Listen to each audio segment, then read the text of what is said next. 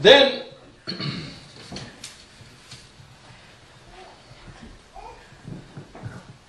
third thing which they say, which is you have to practice that. That's not easy. And that is Krishna telling in shloka number 38 of chapter 2 again.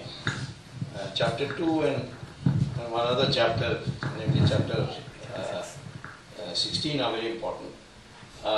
This is 38. Yes.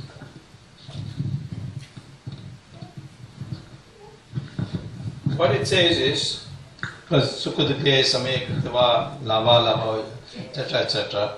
I'll put a read in English. Treating alike pain and pleasure, gain and loss, victory and defeat, engage yourself in battle, thereby you will not incur sin.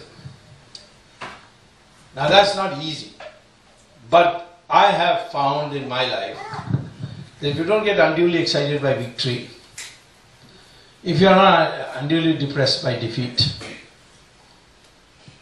I've won 5 elections, I've lost 2.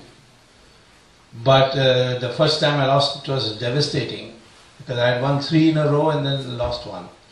And then Mrs. Indira Gandhi was assassinated and everybody lost, so I also lost. Once I lost because of the electronic voting machine. It's not my defeat, but still, on paper it's defeat. Chidambaram was defeated, but he was elected on paper. So, I mean, those things can happen. But still, it didn't make me angry. I was the best.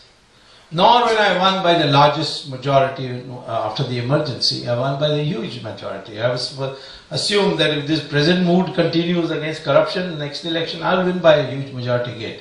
But it won't bother me. Because over the years I have trained. It's not something you can get today. You can't make a resolution and it happened tomorrow.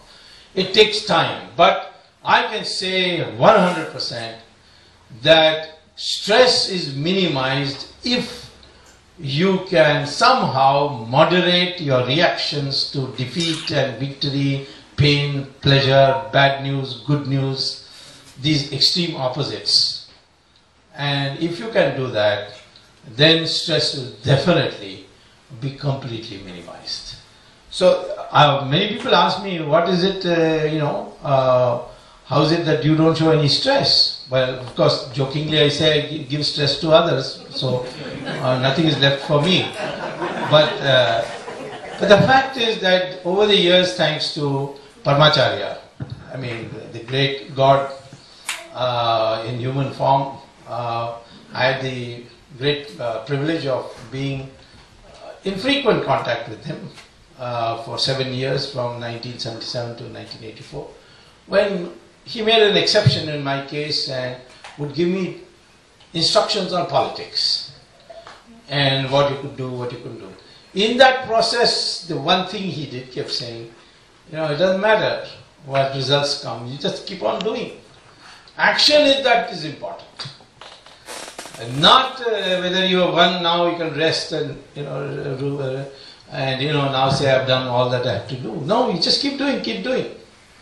And that is this ability to moderate your emotions between the defeat and victory.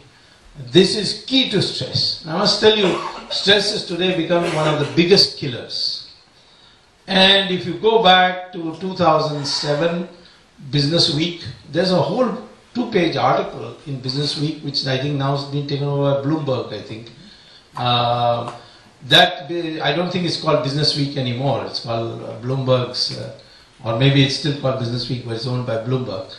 In that, there were 2 pages where they said the corporates were worried, losing executives at their prime age due to heart failure, and they traced it to stress. The stress produces chemicals in your body, and that settles in your heart arteries. So, therefore, there should be no stress. And they began by teaching Bhagavad Gita. Today, that's the new undercurrent which many people don't realize. Like yoga, suddenly yoga is brought on the scene. Today yoga can be taught in any, you can see it being taught in any small town.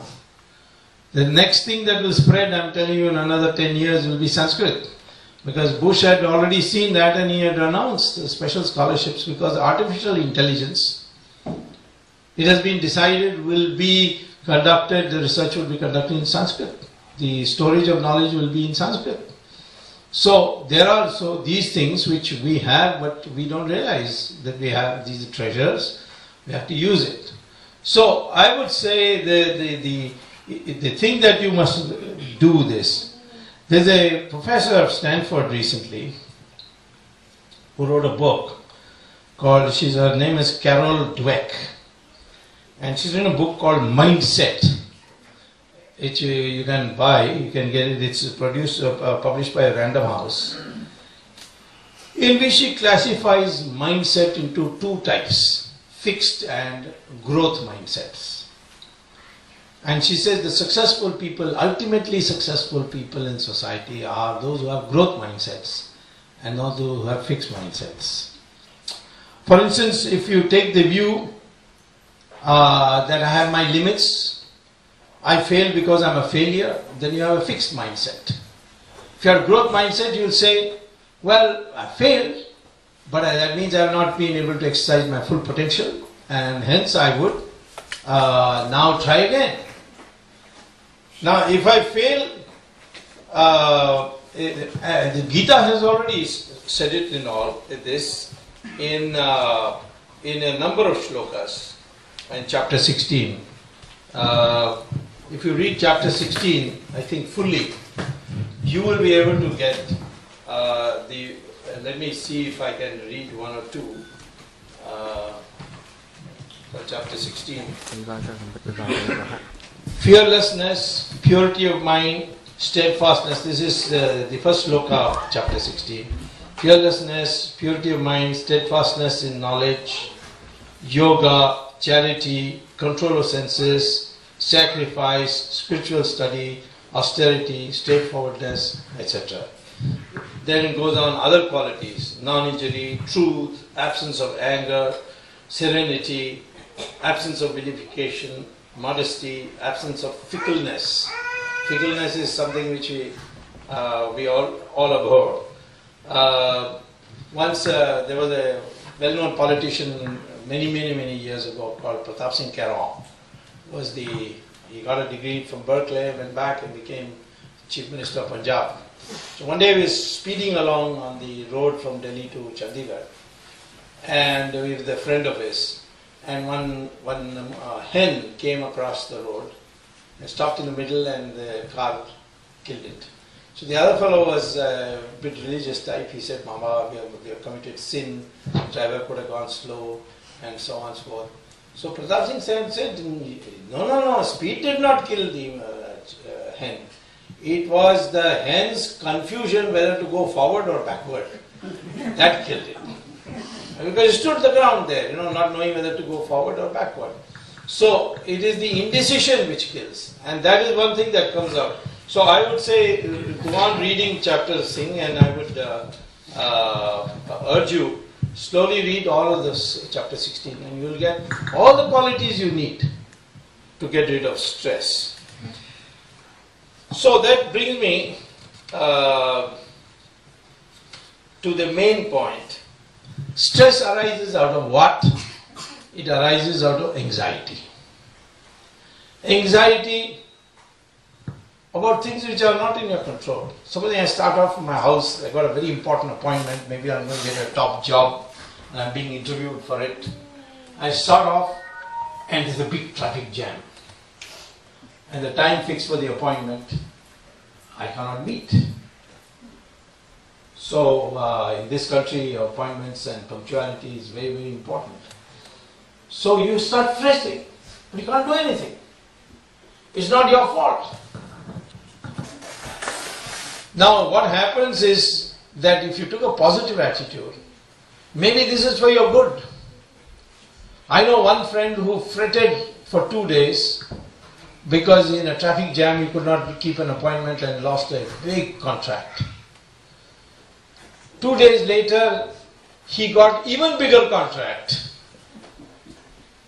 which he could not have had if he had agreed to the first contract.